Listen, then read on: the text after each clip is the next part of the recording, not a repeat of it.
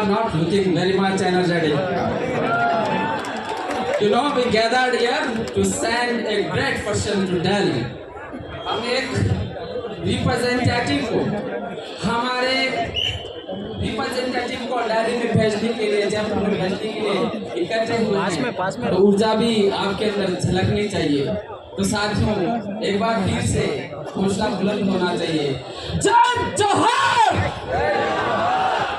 सबसे पहले मेरी बात को प्रारंभ करने से पहले मैं उन सभी क्रांतिकारी मनारों को याद करना चाहता हूँ जिन्होंने इस देश की स्वतंत्रता, इस देश के संविधान और आन बान शान के लिए लड़ते लड़ते मरनारे हो गए, वीर गति को प्राप्त हो गए।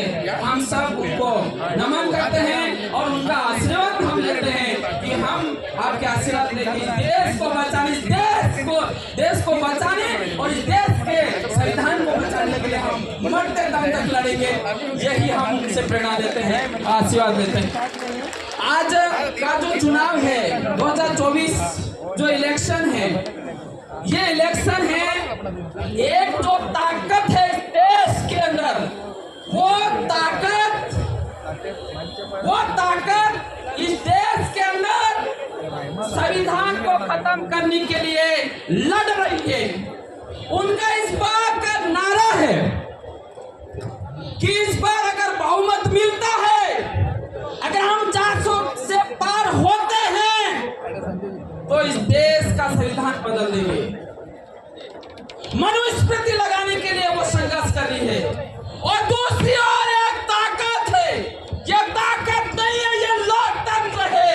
वो लोकतंत्र आप हो और भारत आदिवासी पार्टी है जो इस देश के संविधान और देश को बचाने के लिए संघर्ष कर रही है। और उस सब आप साक्षी हो, आप सभी इसके गवाह हो।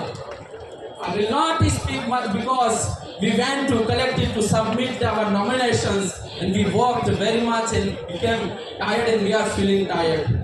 लेकिन मैं आपसे यही कहना चाहूँगा कि डूंगरपुर की जो धरती है, डूंगरपुर की वो धरती है जहाँ पर एक 13 वर्षीय बालिका कालीबाई कलासवा शिक्षक के लिए लड़ते लड़ते प्राण त्याग देती है। एक वो धरती है और आप उस धरती से आते हो। और दूसरा बांसवाड़ा जो बांसिया चरपोटा, बांसिया भील की जो धरती है, वहां से आप लोग आते हो। बांसिया चरपोटा का इतिहास कहता है, बांसिया चरपोटा का इतिहास ये कहता है कि बांसिया चरपोटा बांसवाड़ा उमाड़ा राइट है, Umada I think it is the initial name. तो उमाड़ा की स्वतंत्रता के लिए हम सामंतपुर से लड़ते लड़ते वो भी वीर गति को प्राप्त हो गए। तो आप उस धरती से हो तो निश्चित रूप से आपका जो खून है, आपका जो डीएनए है, आपका डीएनए इस देश के लोकतंत्र को बचाने के लिए है। और निश्चित रूप से राजकुमार जी रोत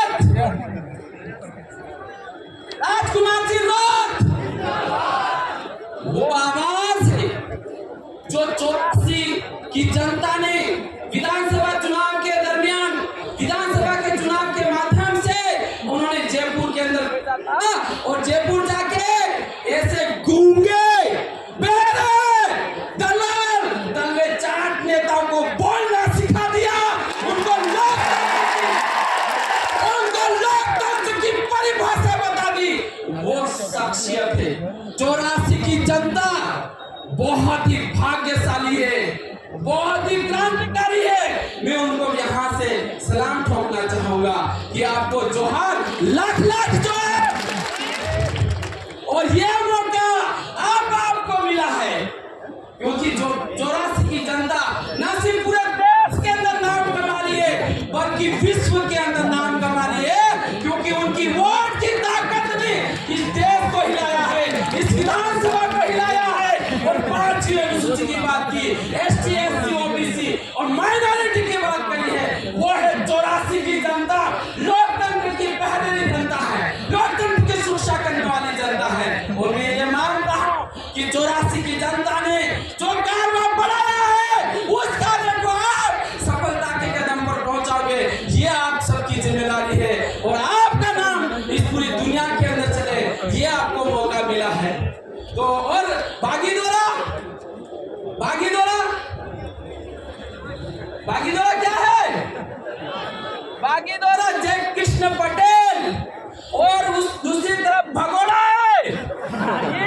सिपाही के डर से भारतीय दलाल है और एक तरफ आदिवासी हीरो है जो इस देश के संविधान के लिए लड़ने वाला जय कृष्ण पटेल को जिता के इस बार बागीदोरा की भी जनता अपने ऊपर जो कलंक लगा हुआ है नौकरियां बेचने का, वो कलंक इस बार जय कृष्ण पटेल को विधानसभा में अपना कलंक छोड़ देंगे। There is a lot of talk and you have listened me and I will not speak much and you have listened. इधर चले जाओ, So, very much इधर चलो, thank you. पीछे चले Thank you जाओ, very much. Thank you.